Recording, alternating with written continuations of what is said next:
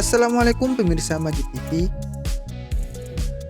Kamu tahu, sebagai salah satu kota terbesar yang ada di Jawa Barat, Purwakarta memiliki banyak keunikan, mulai dari kulinernya dengan sate Marangi hingga berbagai spot camping terbaik dengan keunikan tersendiri. Di Purwakarta setidaknya ada 10 tempat camping yang bisa kamu jadikan pilihan untuk berkemah bersama teman, keluarga, ataupun komunitas. Ada camping ground Paranggombong yang terkenal hingga tebing Boyer. Bagaimana sahabat Wasati, tertarik untuk camping di Purwakarta? Nah, dari sahabat Wasati akan memberikan 10 rekomendasi tempat camping terbaik di Purwakarta.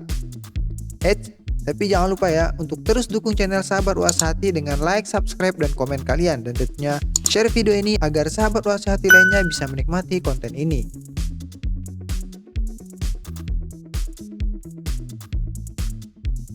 Yang pertama, camping ground Paranggombong.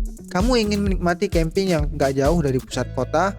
Kamu bisa kok ke camping ground Paranggombong. Area Paranggombong sebenarnya merupakan area waduk atau bendungan.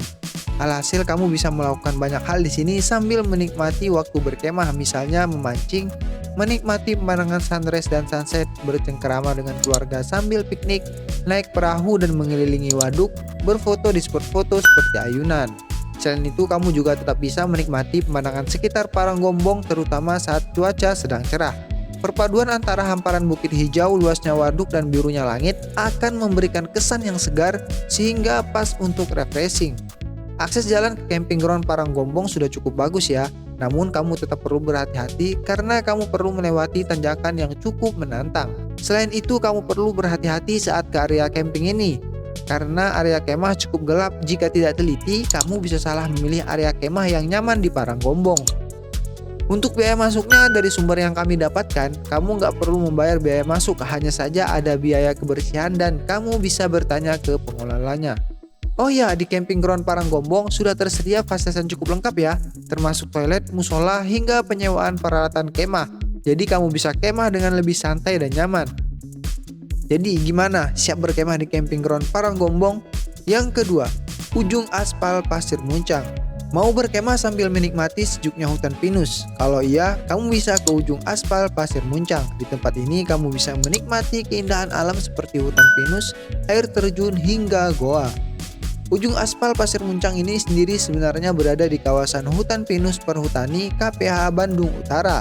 Tempat ini pertama kali diresmikan tanggal 23 Maret 2016. Jadi sebenarnya kawasan ini cukup terkenal dan kamu bisa berkunjung setiap hari selama 24 jam. Kalau kamu hendak ke Ujung Aspal Pasir Muncang, siapkan dana sekitar 25.000 untuk berkemah ya. Untuk sewa tenda kapasitas 4-6 orang, kamu perlu membayar 150.000. Sebaliknya, kalau kamu hanya ingin menikmati keindahan alamnya saja, kamu hanya perlu membayar retribusi sebesar 10.000 saja. Nah, untuk lokasi camping, pengelola Ujung Aspal Pasir Muncang sudah menyiapkan tempat khusus. Kamu bisa memilih tempat kemah sesuai dengan kebutuhan kamu. Selain itu, kamu juga bisa menyewa hammock agar kamu bisa bersantai sambil menikmati sejuknya hutan pinus. Jika kamu takut bosan saat berkemah di sini, kamu bisa mengunjungi beberapa tempat wisata yang ada di sekitar lokasi camping. Misalnya Curug Pamoyangan Indah. Kamu juga bisa melakukan trekking dan mencoba jembatan gantung yang ada di sini. Untuk sampai ke Ujung Aspal Pasir Muncang, kamu perlu menempuh jarak sekitar 1 jam 8 menit dari pusat kota Purwakarta.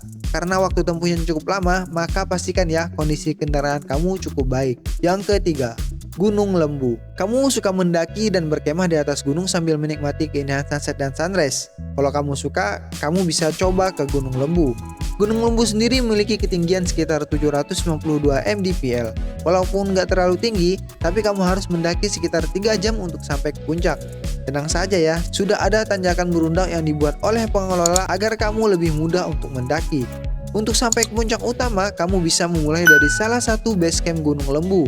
Jika kamu dari Sedong Asmiran, kamu hanya perlu melewati 2 pos untuk sampai ke puncak Lembu. Kalau kamu nggak kuat, kamu bisa mendirikan tenda di area camp yang ada di pos 1. Sedangkan untuk jalur satunya, kamu perlu melewati Saung Ceria Pasir Rompang, 3 pos dan 2 makam, yaitu makam Mbah Jongrang Alkadomas dan yang kedua Mbah Raden Surya Kencana. Setelah itu kamu baru bisa sampai ke puncak Lembu dan turun lagi untuk sampai ke Batu Lembu. Sampainya di puncak, kamu bisa menikmati keindahan pemandangan seperti sunset, sunrise, hingga Waduk Jatiluhur. For your information ya, kamu perlu berhati-hati dengan barang bawaan. Ini karena di Gunung Lembu masih banyak satwa liar seperti monyet dan lutung. Hati-hati dengan makanan yang kamu bawa dan jangan sampai kamu merusak habitat dari satwa yang ada di Gunung Lembu. Lalu berapa sih biaya untuk kemah di Gunung Lembu? Nah, untuk biayanya pengelola mematok harga sebesar 15.000. Sedangkan kalau kamu butuh pemandu, kamu bisa juga menyewa pemandu dengan harga sewa 100.000 per pemandu. Jadi bagaimana siap mendaki dan kemah di Gunung Lembu? Yang keempat, Gunung Bangkok. Gunung Bangkok atau Gunung Bongkok bisa menjadi tempat alternatif untuk kamu yang ingin mendaki dan berkemah. Gunung dengan ketinggian 975 mdpl ini memiliki dua puncak, yaitu puncak tumpuk dan puncak datar yang berupa tebing datar. Di puncak tumpuk inilah kamu bisa melihat pemandangan seperti area perkampungan sekitar Gunung Bongkok, aliran Sungai Cirata, dan Gunung Parang. Sebelum kamu mulai mendaki, kamu harus registrasi terlebih dahulu dan menyerahkan salah satu KTP ke pihak pengelola. Untuk jalurnya sendiri, Gunung Bongkok punya jalur trekking yang ramah pemula. Butuh waktu 1-2 jam untuk sampai ke puncak loh. Selama mendaki, kamu bisa bertemu dengan satwa liar seperti monyet. Jadi hati-hati dengan barang bawaan kamu dan jangan membuang sampah sembarangan. Kalau kamu baru pertama kali dan khawatir selama pendakian, ada jasa pemandu yang bisa kamu sewa loh.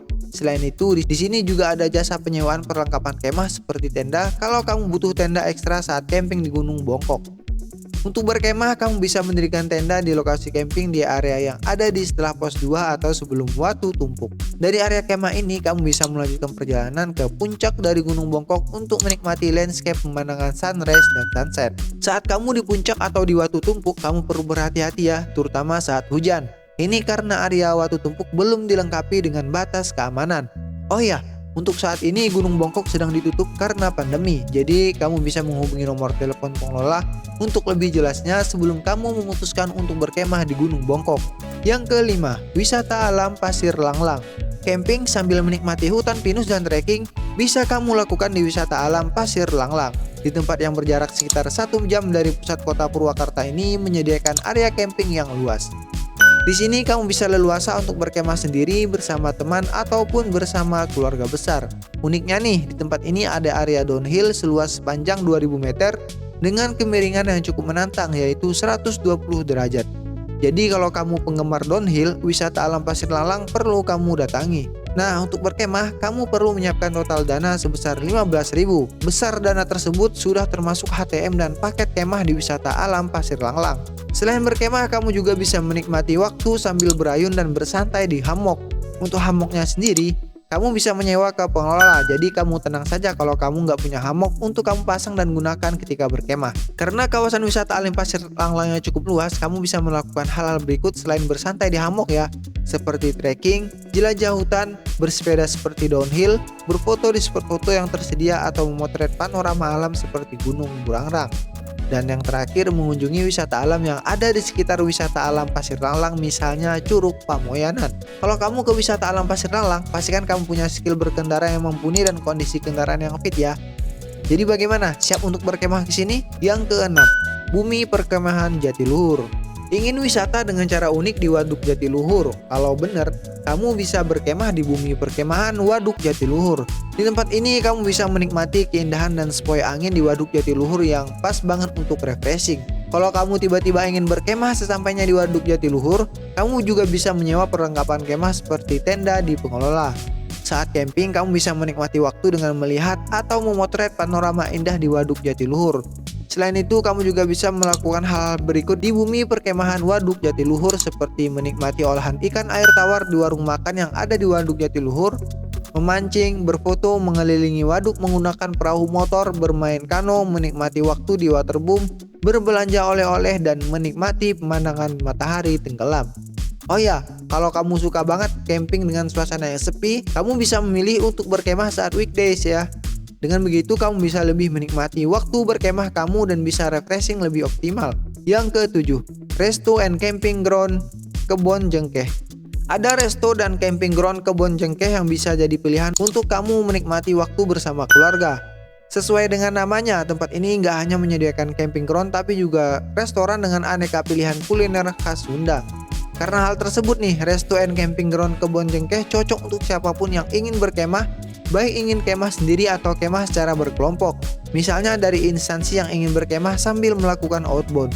Di tempat ini kamu nggak perlu pusing memilihkan tenda karena pihak pengelola sudah menyediakan tenda. Jadi kamu bisa memilih tenda mana yang ingin kamu gunakan. Namun kamu tak bisa kok menggunakan tenda kamu sendiri lalu berkemah di sini. Pertanyaannya di sini apakah luas ya? Wow, luas banget. Resto and Camping Ground Kebon Cengkeh memiliki area kemah seluas 1,3 hektar dan bisa menampung hingga 200 orang. Suasana tempat yang asri akan membuat kamu betah saat camping di sini. Apalagi di tempat ini ada fasilitas yang cukup lengkap mulai dari kamar mandi, restoran, penyewaan ATV hingga playground. Nah, bagaimana? Tertarik untuk mencoba berkemah di Resto and Camping Ground Kebon Cengkeh? Kalau kamu tertarik, kamu bisa hubungi pengelola tempatnya terlebih dahulu untuk memastikan ketersediaan tempat dan harga paketnya ya. Siapa tahu kan ya, harga paket sudah berubah sehingga kamu bisa membawa persediaan dana yang lebih banyak. Yang ke-8, Wanakula Camp. Wanakula Camp menjadi salah satu tempat kemah keluarga terfavorit. Kenapa ya? Nah, salah satu alasannya adalah karena suasananya. Tempat kemah di Pusaka Mulia, Purwakarta ini memiliki suasana yang rindang dan dikelilingi dengan pepohonan yang memanjakan mata. Udara yang segar akan menambah kenyamanan kamu saat berkemah di tempat yang ada di kaki Gunung Sunda. Kamu bisa membangun tenda di area kemah yang sudah disediakan atau membeli paket dan menggunakan tenda yang disediakan pengelola. Kamu bisa pilih sesuai keinginan atau kebutuhan kamu. Agar nggak bosan saat berkemah di Wanakula Camp, diantaranya kamu bisa mencoba untuk membajak sawah, bermain di curug, memetik hasil kebun, bercengkerama sambil menikmati api unggun, barbeque, dan bersepeda. Untuk fasilitasnya, tempat ini punya fasilitas yang cukup lengkap mulai dari toilet, tempat parkir yang luas, tempat ibadah, bahkan fasilitas yang ada di tenda seperti bantal, kasur, dan selimut. Kalau kamu tertarik untuk berkemah di tempat ini, kamu bisa memilih paket kemah yang ditawarkan. Ada 2 pilihan paket, yaitu paket berkemah 2 hari 1 malam. Di paket ini sudah termasuk makanan dan guide untuk memberikan permainan yang menarik dan seru. Yang kedua, paket goes. Fasilitas sama seperti paket kemah 2 hari 1 malam, tapi ditambah dengan bersepeda. Saat bersepeda, kamu akan melewati rute hingga Tangkuban Perahu dan menikmati makan siang di Wanakula Group. Paket goes fasilitas sama seperti paket kemah 2 hari 1 malam, tapi ditambah dengan bersepeda. Saat bersepeda, kamu akan melewati rute hingga Tangkuban Perahu dan menikmati makan siang di kebun teh. Jadi bagaimana, siap berkemah di Wanakula Camp? Yang ke-9, Curug Cipurut, Gunung Burangrang. Curug Cipurut Gunung Burangrang jadi pilihan selanjutnya untuk berkemah. Tempat ini masih terbilang cukup asri, bahkan menurut info yang kami dapatkan, pengelola Curug Cipurut Gunung Burangrang masihlah warga sekitar. Lalu, bagaimana akses ke Curug Cipurut Gunung Burangrang? Nah, akses jalannya belum cukup bagus dan nggak terlalu lebar. Kamu bisa saja menggunakan mobil untuk sampai ke tempat ini, tapi kamu akan kesulitan jika berpapasan dengan mobil lain. Sebelum sampai ke kawasan wisata, kamu perlu melewati tanjakan terlebih dahulu. Karena itu, pastikan jika kendaraan kamu dalam kondisi yang baik ya. Dari parkiran di tempat kemah, kamu harus berjalan dulu sekitar 15 menit. Dan hati-hati saat berjalan, terutama saat hujan, karena aksesnya akan menjadi licin. Karena hal tersebut disarankan untuk ke tempat ini pada saat siang hari dan pastikan kamu menggunakan alas kaki yang tepat. Saat sampai di area kemah, kamu akan merasakan suasana yang begitu asri. Kamu juga bisa menikmati view pegunungan dan air terjun. Namun kamu perlu hati-hati saat hujan karena debit airnya yang meningkat. Bagaimana dengan fasilitasnya ya? Nah, sayangnya fasilitasnya seperti toilet dan musola kurang terurus dan kotor, jadi kamu mungkin akan merasa nggak nyaman. Walaupun begitu, sayang kalau kamu melewatkan waktu untuk berkemah sambil menikmati suasana asri di Curug Cipurut Gunung Burangrang. Jadi bagaimana, siap untuk berkemah? Yang ke-10, Tebing Boyer. Tebing Boyer menjadi salah satu tempat kemah yang terkenal lewat media sosial. Tempat ini memberikan nuansa yang antik dan uniknya di atas tebing terdapat reruntuhan bangunan dari penggilingan batu andesit. Di atas tebing kamu bisa menikmati keindahan sunset yang mempesona. Kalau kamu ingin berfoto, kamu bisa berfoto di dekat dinding bangunan yang kebetulan memiliki corak seperti relief. Gak hanya itu ya, ketika musim hujan tiba, aliran air yang semula kering yang ada di 200 meter dari tebing akan menjadi seperti air terjun. Selain berfoto, kamu juga bisa berkemah di sini ya. Pastikan kamu membawa perlengkapan kemah yang lengkap, mulai dari tenda hingga perlengkapan pribadi seperti obat. Sebelum kamu berkemah, kamu perlu meminta izin ke warga sekitar, terutama jika kamu akan berkemah secara berkelompok. Kenapa ya? Ini karena lokasi kemah yang cukup jauh dari pemukiman warga dan masih belum banyak yang berkemah di Tebing Boyer. Lantas bagaimana dengan aksesnya? Nah, akses untuk ke Tebing Boyer cukup terjal. Disarankan untuk menggunakan motor atau sepeda karena jalannya yang tidak cukup lebar. Kamu butuh skill berkendara yang baik untuk sampai ke pintu masuk. Setelah itu kamu perlu berjalan kaki sepanjang 2 km dengan kondisi perjalanan yang masih berbatu. Untuk sekedar informasi lebih lengkapnya, kamu bisa hubungi pengelolanya ya. Jadi bagaimana sahabat Wasati, tertarik untuk berkemah di tebing Boyer atau sekedar ingin datang dan berfoto saja? Bagaimana sahabat Wasati, dari pilihan 10 tempat kemah yang tadi, mana nih yang paling menarik minat kamu untuk kamu kunjungi? Atau kamu justru sudah pernah berkemah di pilihan tempat yang kami jelaskan di video ini? Sampaikan pendapat kamu lewat kolom komentar, terutama kalau kamu mau menambahkan review tambahan dari tempat yang kami sebutkan tadi. Tunggu dan nantikan informasi menarik kami lainnya. Tapi jangan lupa juga ya untuk like, subscribe, dan komennya, dan tentunya share video ini agar sahabat Wasati lainnya bisa menikmati konten ini. Sampai jumpa, selamat berlibur. Assalamualaikum warahmatullahi wabarakatuh.